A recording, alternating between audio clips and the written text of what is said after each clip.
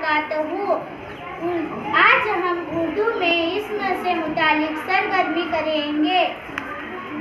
इस्म किसी शख्स, चीज, जगह या जानवर के नाम को इस्म कहते हैं। तो चलिए अब हम चंद मिसालों के जरिए इस्म को समझेंगे। डॉक्टर शख्स का नाम है। बाप जगह, अब्बा शख्स का नाम है। घोड़ा जानवर का नाम है। दरवाजा चीज का नाम है।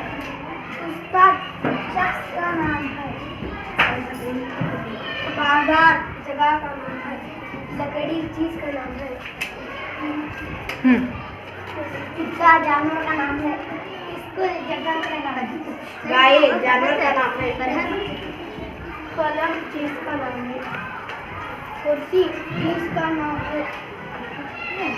शेर जानवर का नाम है। अहमद शख्स का नाम है। बेलू जगह का नाम है। Very good.